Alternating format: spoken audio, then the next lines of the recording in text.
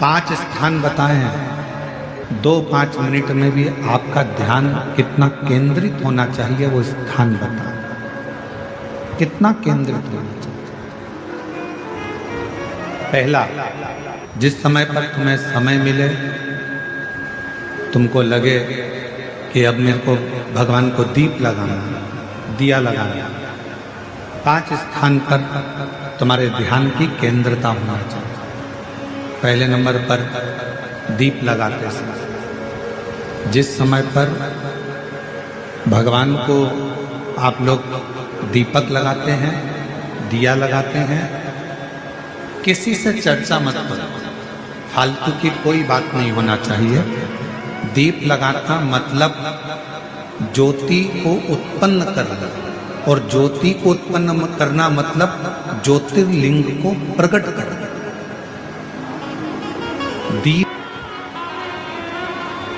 दीपक की जो ज्योति है वो ज्योतिर्लिंग का ही प्रतीक है, ज्योतिर्लिंग का।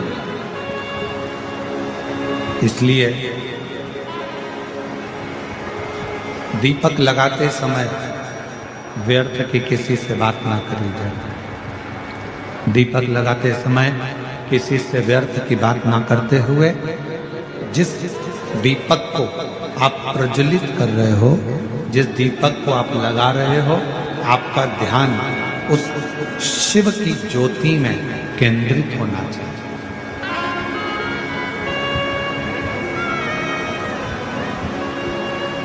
भगवान शंकर की ज्योति में आपका ध्यान केंद्रित, और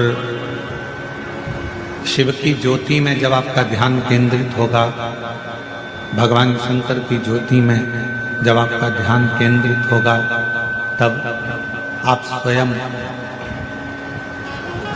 भगवान शिव का साक्षीकरण 2 क्षण में करो। तो दीप जलाते समय चाहे मंदिर में दीपक लगाओ, चाहे घर के अंदर मंदिर में दीपक लगाओ, चाहे बेलपत्र के वृक्ष के नीचे दीपक लगाओ, चाहे आंवले के वृक्ष के नीचे दीपक लगाओ, चाहे आप घर के दरवाजे पर दीपक लगाओ। दीपक लगाते समय तुम्हारा ध्यान केंद्रित दीप में जो ज्योति है, ज्योति में जो शिवलिंग है, ज्योतिर्लिंग है, उस ज्योति का दर्शन करते समय अपने ध्यान को केंद्रित। दूसरा, भगवान शंकर को, सूर्य नारायण भगवान को, तुलसा महारानी को, बेलपत्र को, आंवले के वृक्ष को, पीपल के वृक्ष को, बट वृक्ष को, शमी वृक्ष को जब आप जल चढ़ाएं, तो जल चढ़ाते समय भी व्यर्थ की बातें ना करते हुए, जल चढ़ाते समय जल की जो धार है उस धार पर अपना ध्यान केंद्रित होना चाहिए। उस प्रेशर बढ़ाओ, प्रेशर, उस धार पर आपका जल की जो धार हो, उस धार पर आपका ध्यान केंद्रित हो। दीपक की ज्योति पर आपका ध्यान केंद्रित हो, जल की धार पर आपका ध्यान केंद्रित हो। तीसरे नंबर पर कहा गया, तीसरा स्थान जो कहा गया, जब भगवान शंकर के मंदिर में, देवता के मंदिर में, देवालय में, शिवालय में जब आप भगवान को प्रणाम करने के लिए, नमन करने के लिए नीचे झुके हो, उस समय पर आपका ध्यान भगवान के चरणारविंद में केंद्रित होना चाहिए।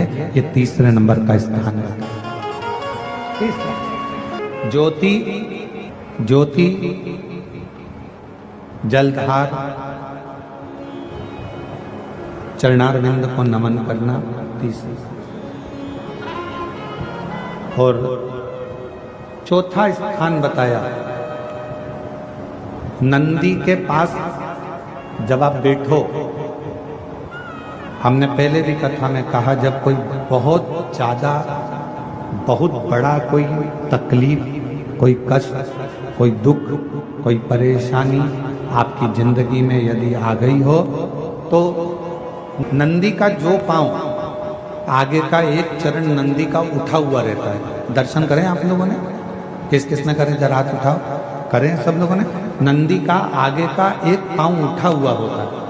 तो नंदी, जब तुम कोई विषम परिस्थिति में हो, बहुत टेंशन में हो, बहुत तकलीफ में हो, बहुत कष्ट में हो और बहुत ज़्यादा कोई डिप्रेशन में हो, कोई चिंता में हो, कोई बात अगर तकलीफ की है, तो नंदी का जो पांव उठा हुआ रहता है उस पांव के पास में थोड़ी देर, नंदी के साइड में थोड़ी देर, 1 सेकंड, आधा सेकंड, आधा मिनट, 1 मिनट, 2 मिनट, 5 मिनट, जितना आप बैठो और थोड़ी देर बैठकर बाबा की ओर ध्यान को केंद्रित करो और अपने मन की बात कह दो।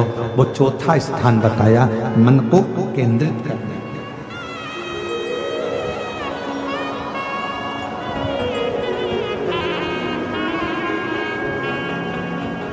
पांचवा स्थान, जब सही मार्ग नहीं मिल रहा हो, कोई सही रास्ता नहीं प्राप्त हो रहा हो, सही मार्ग नहीं मिल रहा हो, तो पांचवा स्थान, यदि मेरे महादेव के शिवलिंग के ऊपर जलाधारी लगी हो,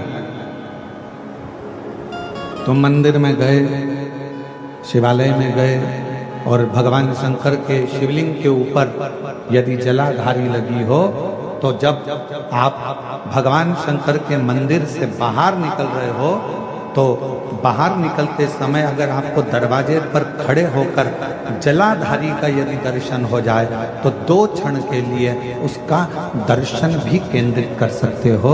ये 5 स्थान ऐसे हैं जिन स्थान पर अपने भगवान के चरणारविंद को, भगवान के दर्शन को केंद्रित किया है।